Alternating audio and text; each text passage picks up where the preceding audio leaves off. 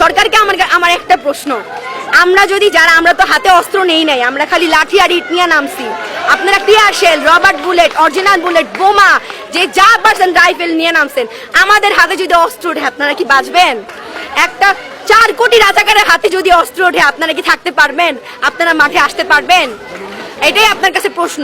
আমরা অস্ত্র ধরি না, যে হাতে কলম ধরি সে হাতে অস্ত্র ধরতে আমরা দুইবার চিন্তা করি। আপনাদের মতো অমানিক হলে তা আমরা দেশ তো এইভাবেই চলে যাবে ভাই। বেশি চোখের সামনে এত দুর্ঘটনা দেখতেছেন, আপনি আজকে রাজপথে আছেন, আপনার কি ভয় লাগে না?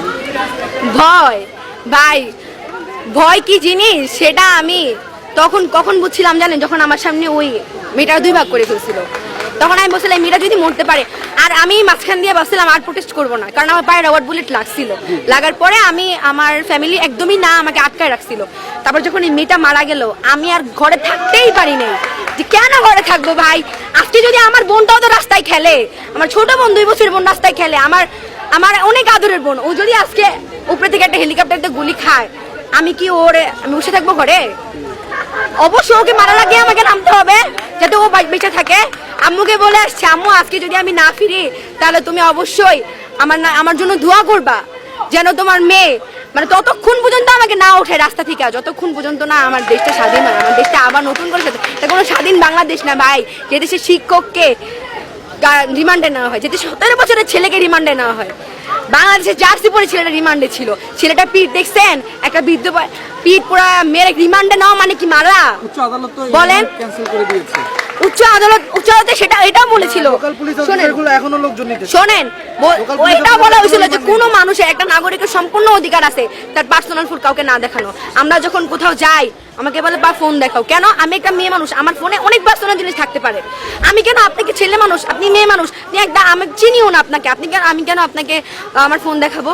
আমার পার্সোনাল কিছু থাকতেই পারে। আজকে আমাকে চেক করে, আমার বডি চেক করে, আমার ব্যাগ চেক করে, কেন পার্সোনাল কিছু থাকতে পারে না?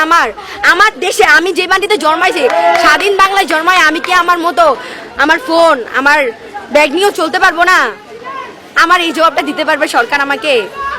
আর সবচেয়ে বড় কথা, আমাদের কিভাবে ভয় দেখায়, এখন কি করে, আমরা যখন 5-6টা ছেলে মেয়ে একসাথে থাকি, এরকম ভাবে একটু দেখাই, এরকম ভাবে পুলিশ এসে বলে এই চলো তো, এই সাইডে চলে গিয়ে দেখি ও মা সাইডে মেয়ে গাড়ি ঘোড়া নিয়ে গেছে। মানে জানেন, কালকে তো আপনারা ছিলেন, কালকে ভাইয়া ছিল, কালকে পুলিশ গাড়ি বের করছিল না, ওদের তোলার জন্য গাড়ি বের করছিল না পুলিশ।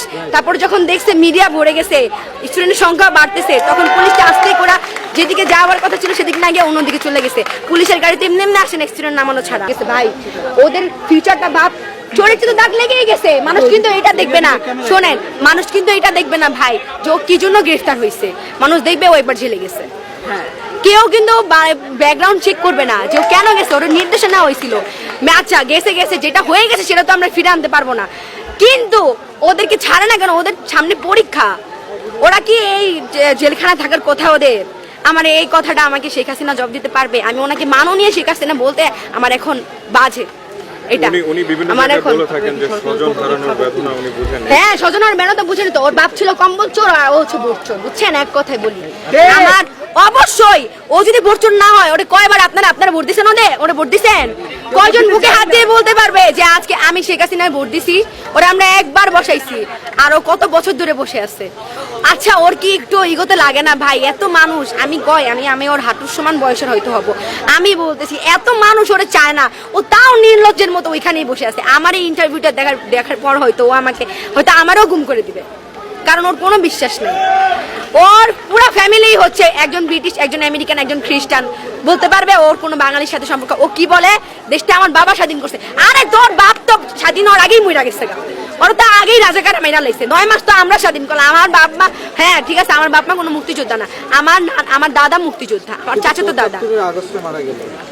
যেভাবেই মারা যাক, আমার কথা শুনেন, কথা হইতেছে যে ওর বাবা যদি স্বাধীন করতো, ও যে আর কেউ স্বাধীন করে নাই, ও যে বলে ওর দেশ, আর যারা স্বাধীন করছে তারাও তো বলে দেশটা সবার ভাই, দেশটা কারো বাপের না। অবশ্যই না। আপনি কথাটা শুনতেছেন না, আমার 2 বছরের একটা ছোট বোন আছে, ছোট বোন, ও রাস্তায় খেলা করে, আর ওই মেয়েটা তো বারান্দায় থাইকা ওর মাথায় গুলি লাগছে, চোখে গুলি লাগছে। আমার বোন তো রাস্তায় খেলা করে, আমার বাসার ছাদের উপরে থেকে মুহূর্তে 10-12টা করে হেলিকপ্টার যায়। একটা হেলিকপ্টার যদি আমার 2 বছরের বোন, ওর যদি বুলেট লাগে কোথাও, ও তো ওখানেই মরে যাবে। ওরা যে নিয়ে ডাক্তারখানায় যাবো, আজকে আমার বোনটা আমার আপু আপু করে আসে, আমি এটা চিন্তা করছি যে ওই যে ছোট মেয়েটা ওটা যদি আমার বোন হইতো, তাহলে আজকে আমার যে বোন হইতো, যদি আমি কি বের হইতাম না?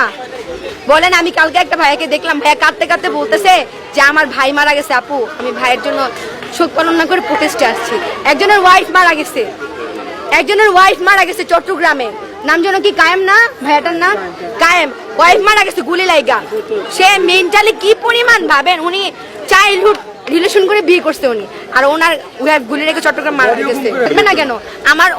আমার অনেক ভাই, আমার বড় ভাই, মানে অনেক কাছের কেউ মারা যায় না, অনেক কাছের কেউ মারা গেলে হয়তো আমার ফ্যামিলিও নেমে যেত। আমার ফ্রেন্ড অনেকের গুলি লাগছে, আমার একটা ফ্রেন্ড, মানে আমার 3টা ফ্রেন্ড ছিল, ফ্রেন্ড না বড় ভাই বলতে পারেন, কিন্তু ওনার আগে থেকে চিনি জন্য ফ্রেন্ড বলি। তো হচ্ছে আমার কলেজের বড় ভাই, ওরা যখন 18 তারিখ প্রোটেস্টে গেছে, তো ওরা নাকি নর্মালি দাঁড়ায় আছে, ওরা প্রোটেস্টে নামেও নাই, তো হচ্ছে এমনি নর্মালি দাঁড়ায় আছে, তো ওর সাথে একজনকে গুলি করছে, গুলির সম্পূর্ণ রক্ত, ওর সাদা টি শার্ট ছিল, ওর গায়ে লাগছে, এত ভয় পেয়েছে ও, তারপর থেকে আর প্রোটেস্টে নামে নাই, কারণ ও বাবা মার একমাত্র ছেলে। কোনো বাবা মা কি চায়? আমার এমনও হয়েছে, আমার ওই 18 তারিখ প্রোটেস্টের পরে আমার অনেক ফ্রেন্ডদের গ্রামে নিয়ে গেছে তার বাবা মা, নিতেই পারে এটা, কোনো বাবা মা চায় যে তার সন্তান মারা যাক? চায়। তার অনেকে বলে কি আমার একটাই ছেলে, আরে ভাই একটা ছেলে হোক আর 10টা ছেলে হোক, মায়ের কোলে যদি একটা সন্তানের কিছু হইলে মায়ের বুকে লাগে, সেটা একটা আর 10টার কথা না। আর শেখ হাসিনা কান্না করে বলে যে আজকে হচ্ছে আমার কোল কি জানো, কোল খালি, মায়ের বুক খালি, কি হইলে আমি কি বুঝি না, আমারও বাবা মারা গেছে, বুঝলে তুই ফায়ারের আদেশ কিভাবে দেস? তোর আদেশ ছাড়াই কি ওরা ফায়ার করে? তুই আর্মি নামাই দিছিস, বিজিবি নামাই দিছিস, আনসার নামাই দিছিস, পুলিশ নামাই দিছিস, তোর আদেশ ছাড়াই কি ওরা ফায়ার করে? আমি এমন পুলিশও দেখছি যারা হেলিকপ্টার থেকে আমাদের ক্ষমা চাইতেছে, বলতেছে আগাই যান, এমনও পুলিশ দেখছি আমরা।